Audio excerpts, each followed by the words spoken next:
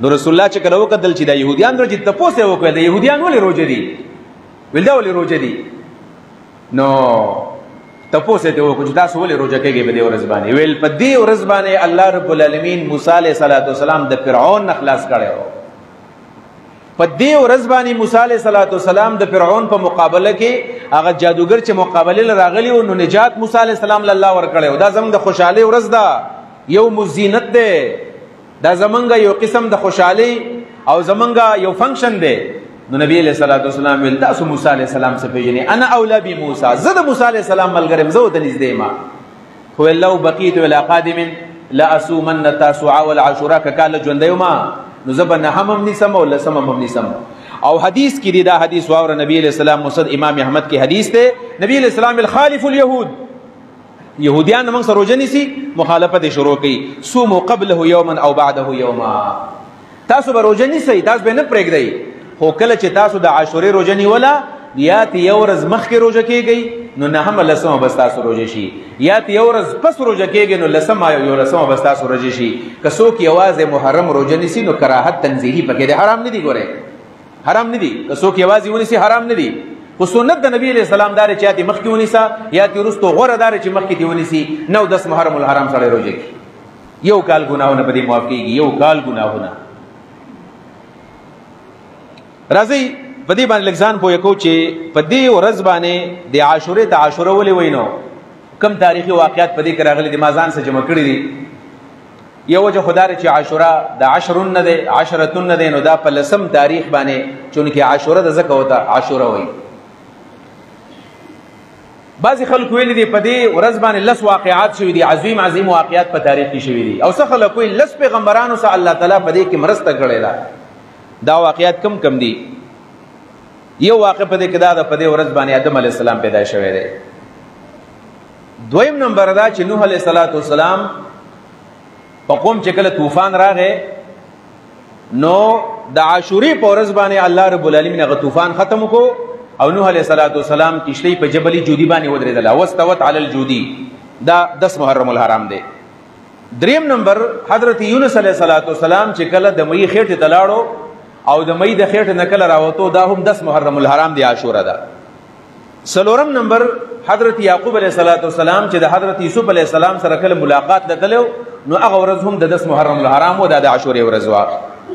او پنځم نمبر حضرت یوسف علیه السلام چې کله د جیل نه راووتو او بادشاہ وګرځیدو د مصر دا هم د عاشورې ورځ ده شپږم نمبر حضرت عیسی علیه السلام او مسیح علیه السلام د عاشورې په ورځ باندې پیدا شوه دي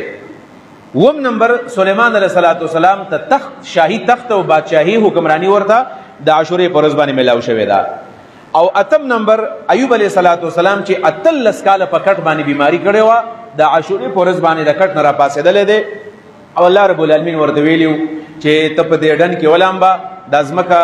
و په دې خپه باندې چې نه به کې پیدا شي وم لامبا پی وم ته وسکا الله رب العالمین با ستاده بدن بخیر کې نو دا هم د عاشورې ورځ ده او نه هم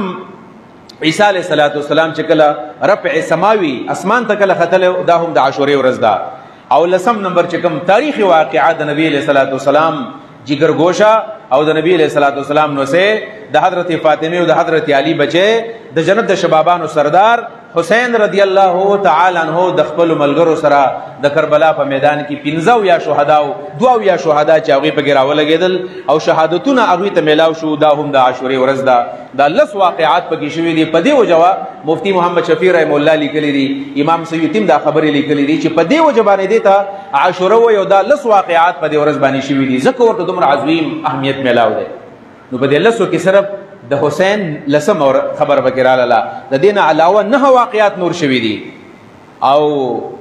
علما په کدام لیکي احادیث غراغلي دي چې کله دنیا ورانیږي او آخرت برپا کیږي ودا به هم د محرم الحرام ورځي کائنات خدا هم یو روایت موجود دی چې دنیا هم د په دې ورځ باندې ختميږي دا د عاشورې د ورځې هغه واقعات دي چې تاسو مخکې ما بیان کړل د دین علاوه د عاشورې واقعات نور هم دي چې دا روایتو غراغلي دي د خیبر غزا د په محرم کې په دې میاشت کې د خیبر غزا شوې ده د قادسیه جنگ مشهور جنگ دی قادسیه چې سعد ابن ابي وقاص د رستم په مقابله کې عظیم فتح الله ول ورکړی و په سلورم ورځ باندې دام د محرم میاشت ده او 14 هجری ده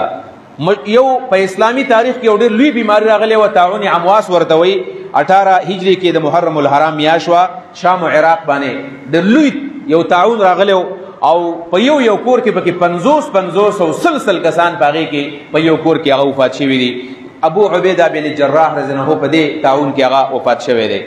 د محرم په میاشت کې حضرت امیر معاویه صاحب ته د شام گورنري ملاو شوی وه د حضرت عمر په خلافت کې د محرم په میاشت کې مصر فتح کړی دی حضرت عمرو بن عاص رضی الله تعالی عنہ دا د محرم میاشت ته 24 هجری کې او د محرم په میاشت کې هم په دې 24 هجری کې حضرت عثمان صاحب ته الله تعالی خلافت ورکړی دی په دې میاشت کې او محرم 61 کې بیا حسین شهید شوی دی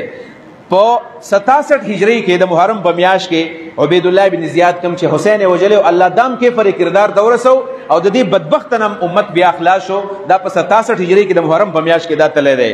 او په دې 74 هجری کې د محرم په میاشت کې عبد الله بن عمر وفات شوی دی یعنی تاریخي واقعات د محرم په میاشت کې راغلي دي په دې وجبانې زمنګ په تاریخ کې او زمنګ په دې شریعت کې د محرم د میاشت ډېر لوی اهمیت دی دا مې اهمیت وایو ان شاء الله بل جمعه به کې راځي په هغه کې به د کربلا واقعا روان جمعه کې بیانو چې کربلا کې څه شوي دي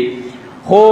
ټیم تقریبا ختم دی دا یو څو خبرې کوم هغه دا چې د محرم په میاشت کې کم کارونه موږ له کول پکار دي کم نه ځان ساتل پکار دا بنیادي خبره ده د محرم د میاشتې پیغام څه دی دا مخکې حدیث مې دا مې د مزې دپاره ونه ویل دا مې د دې دپاره وویلو چې ستاسو توجه راشي دې ته چې دا ګڼ فضایل احادیثو کې راغلي دي چې په دې میاشت کې اوس موږ نیک اعمالو ته متوجه شو یو عمل پکې دا چې د روژو اهتمام پکې پکار دی چې ګڼې روژې پکې موږ ونیسو خاص کر د عاشورې روژه او د تاسوعې د 9 تاریخ روژه دویم نمبر دا چې فرض منځونه موږ په دې کې اهتمام وکړو دا کوم 15 منځونه چې الله فرض کړي دي چې په جمع باندې موږ کوشش وکړو چې په دې میاشت کې زموږ د جمع منځ پاتې نشي او زر الله یقین دهانی در کومه چې کله 10 ورځې ته په جمع باندې په تکبیر اوله باندې منځ کو ټول کال بستا ان شاء الله د تکبیر اوله سره مناسب کیږي بیا دا یو ټریننګ دی او دریم نمبر دا چې نفلی عبادتونه په ډېر کول پکار دي د اشراق منځونه پکې سړی شروع کی د صاف منځونه پکې سړی شروع کی تحیت المسجد پکې منګو کو تحیت الوضو پکې منګو کو نفلی روزي پکې کې ونیسو نفلی صدقات اهتمام پکې وکړو نو نفلی عبادت او سولرون مردا چې په دې میاشت کې ډېر زیات مهنت وکړو چې د پیغمبر علیه السلام د سنت اتباع پکې وکړو اتباع سنت کوشش کو چې نبی علیہ السلام سنت اعمال کم دي چې په سنتو پسې ورپسې شو د دې لپاره چې زمونږ یو تربیت وشو ټول کال موږ د سنت اتباع شروع کو او پنځم نمبر دا چې د ګناه نه بګي ورزان بچو هر قسم ګناه که صغیره ده او کبیره ده چې ګناي او ګناه کله کې نو فورن ځان تراوله وې د عاشورې میاشت د حسنیانو میاشت او په دې میاشت کې څنګه ثواب ډبل دی عذاب هم ډبل دی نو د ګناه نه بګي ځان بچ کول پکار دي که غیبت دی که چغلی ده که دروغ دی که پردې مال خوړل دي که کنزل کول دي که بد عملیانی کول دي که سودونه دي که جواری دي که رشوتونه دي او که څه شی هم دی چې په دې میاشت کې موږ د دې نه ډېر ځان ته بچ کو منګه